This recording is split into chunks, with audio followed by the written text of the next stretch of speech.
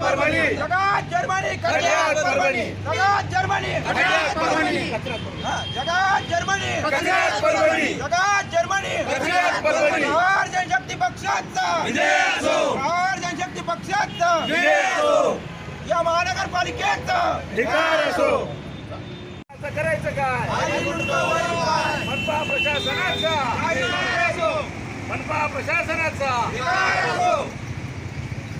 परभणी जगात जर्मनी खड्यात परभणी जगात जर्मनी खड्यात परभणी जगात जर्मनी खड्यात परभणी जगात जर्मनी खड्यात परभणी प्रहार जनशक्ती पक्षाचा विजय असो प्रहार जनशक्ती पक्षाचा विजय असो या महानगरपालिकेचा धिक्कार असो नगरपालिकेवर मागच्या 4 वर्षापासून प्रशासन आहे म्हणून डायरेक्ट सरकारचा हस्तक्षेप आहे.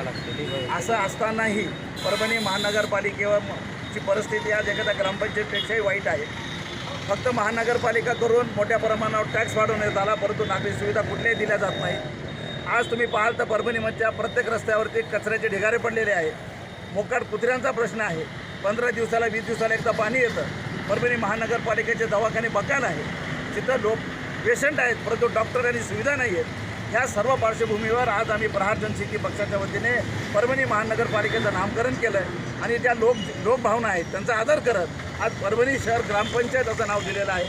ग्रामपंचायत नाव देताना आम्हाला लाज वाटते की महाराष्ट्रामध्ये अनेक मोठ्या ग्रामपंचायती इतक्या चांगल्या आहेत की त्यांचं योगदान चांगलं आहे, त्यांच्या सुविधा चांगल्या आहेत. परंतु प्रहार जनशक्ती पक्षाने हे जे आंदोलन केले प्रतिकात्मक आहे. परंतु भविष्यामध्ये जर महानगरपालिका व्यवस्थित काम करणार नसेल किंवा लोकांच्या आरोग्याशी खेळणारच असेल तर भविष्यातील आंदोलनं हे अत्यंत आक्रमक होतील. परंतु हे सगळं पाहत असताना परभणी जिल्ह्यातील परभणी शहरातील सर्व राजकीय पक्ष लोकप्रतिनिधी मात्र मोकळून गप्पा आहेत. कारण की आज जे विरोधात आहेत ते कधी काळी मनपाच्या सत्तेत होते आणि जे काल परवापर्यंत सत्तेत होते ते पण विरोधात होते.